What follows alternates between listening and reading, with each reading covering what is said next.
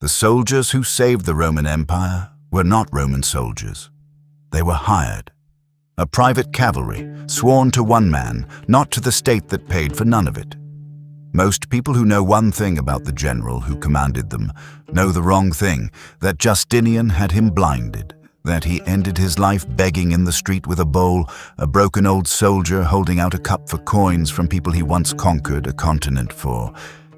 Painters loved that image for centuries. It is a good story.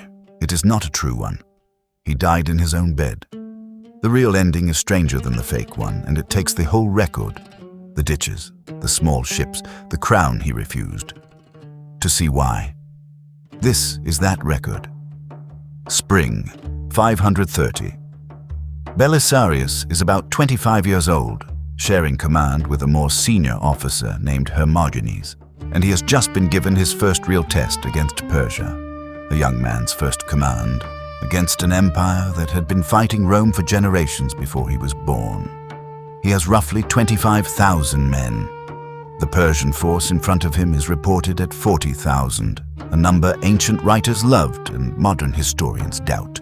But even discounted, the Persians outnumber him. He does not meet them in the open. He digs.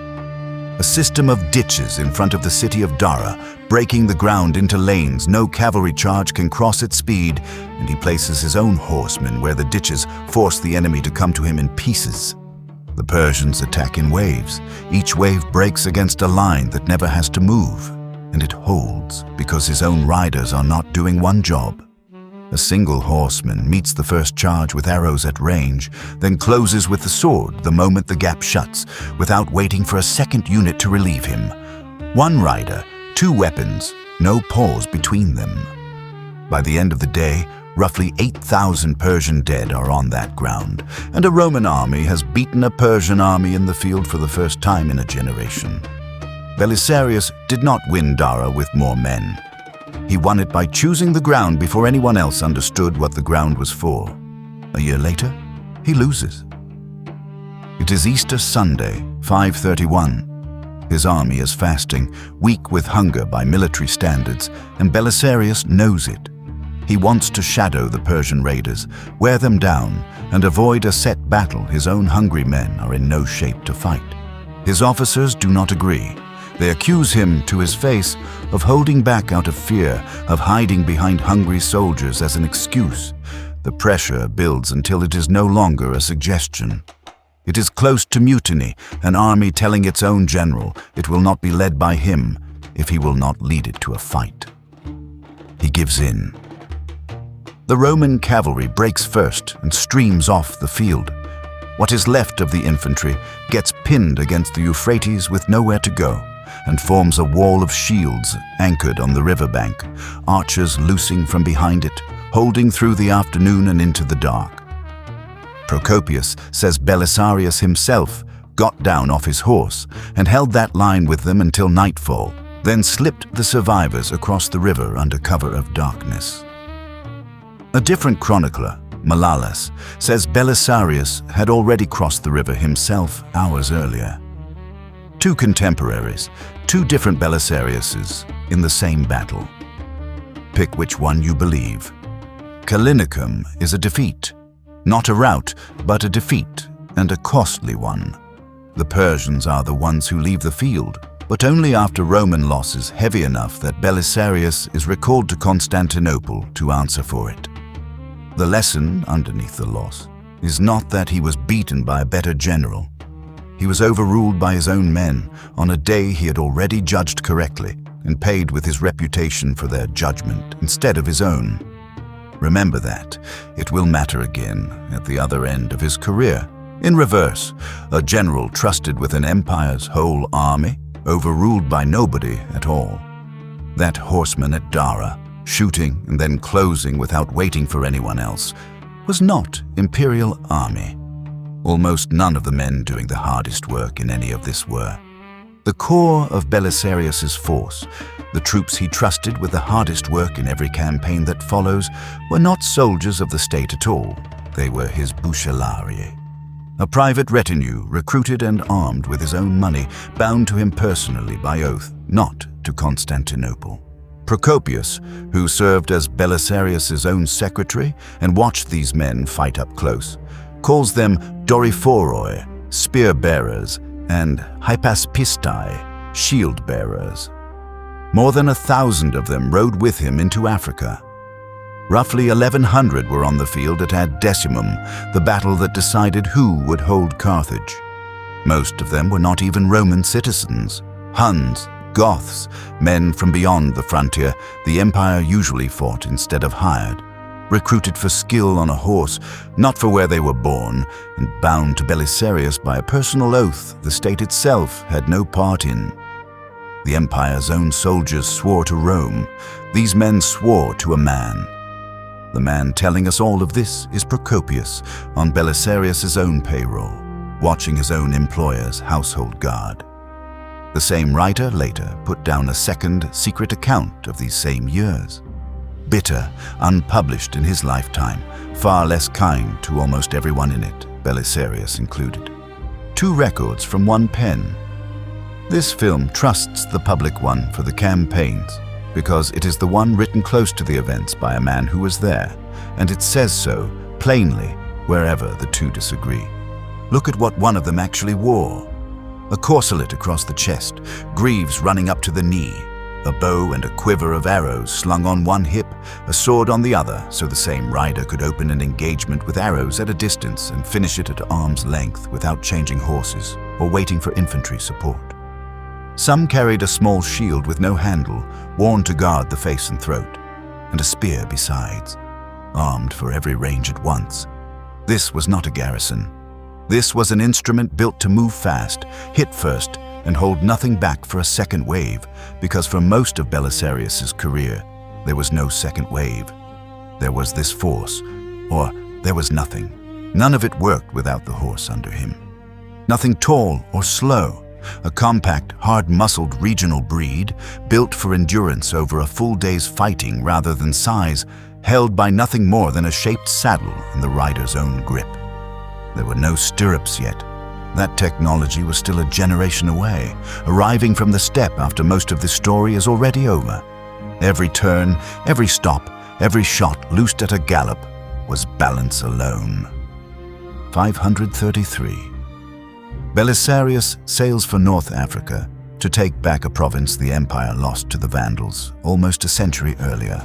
His fleet is roughly 500 transport ships, escorted by 92 warships. His whole landing force, by the best modern estimate, is well under 16,000 men. That is the entire army sent to topple a kingdom that had held Roman Africa for generations. The Vandal king, Gelimer, sets a trap outside Carthage, 3 columns converging on the Roman line from different directions at once, at a place called Ad Decimum. On paper, it should have worked. It comes apart in the execution. The columns arrive at different times instead of together. A force built to switch from bow to blade without breaking stride, punishes each one before the next, can close the trap. Isolated groups of Vandal horsemen run down by riders who never had to disengage and swap roles. Carthage falls into Roman hands within days. Gelimer had ordered a feast prepared in the royal palace, ready for the victory dinner he expected to host that night. Procopius records what actually happened to it. Belisarius sat down in that same palace, at that same table, and ate the meal made for the king who lost. Gelimer regroups, comes back that December with everything he has left. He loses again, decisively, at Tricamarum. The Vandal kingdom, which had stood for close to 100 years, is gone in a single campaign season, taken by a force smaller than the crowd at a modern stadium. 536. Belisarius marches into Rome with about 5,000 troops. The city has stood, on and off, under Roman rule for well over 1,000 years by this point. Losing it back to the Goths so soon after taking it would undo everything Africa proved. The Gothic king Vitiges wants it back. He arrives with an army Procopius puts at 150,000 men, a figure almost certainly inflated, but even at a fraction of that, Belisarius is outnumbered many times over. Inside walls built centuries earlier for a much larger garrison than he has left to defend them. The siege runs from March of 537 to March of 538. Just over a year. Vitiges builds 4 siege towers, each hauled toward the walls by teams of oxen, aimed at the Salarian gate. And here is the gap between the two armies. Gothic horsemen are lancers, trained to close and break a line in one charge, brave and heavy, and built to do exactly one thing. Belisarius sends riders out from the gates in fast sorties who do the opposite. Hang back, shoot down the infantry escorting the towers before those towers ever reach the wall, then wheel away before a Gothic lancer can ever get close enough to use what he's good at. A charge needs a target that stands still. These riders never do. Rome holds. A city whose own Colosseum could once seat some 50,000 people is defended for more than a year by a garrison a tenth that size. Because the men doing the defending were not there to occupy space, they were there to keep moving faster than the siege engines could be brought to bear. By 540, the Goths are finished as a field power, and their last stronghold is Ravenna, a city protected as much by marsh and lagoon as by its walls, hard to starve out and harder still to storm. Justinian from Constantinople offers a compromise.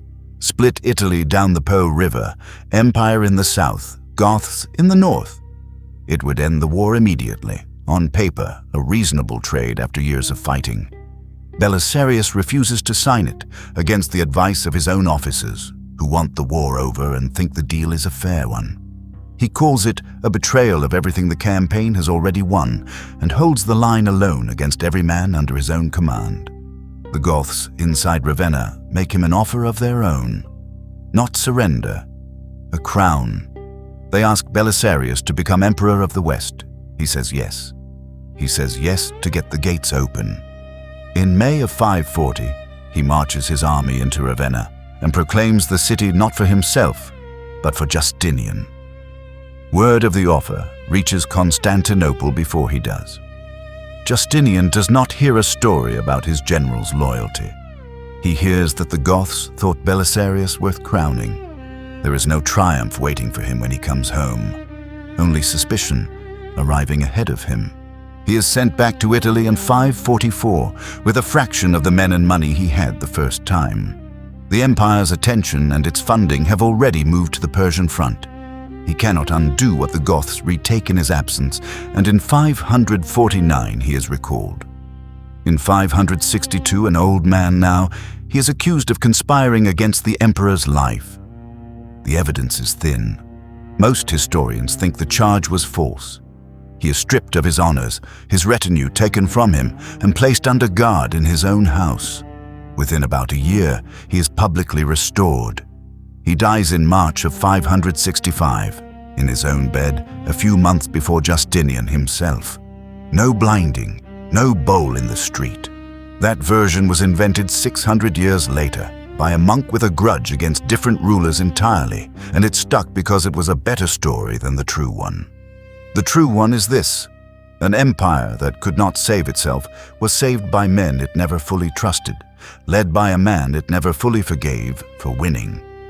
The bucellari's oath was to Belisarius. His loyalty, every time it was tested, went to Rome anyway.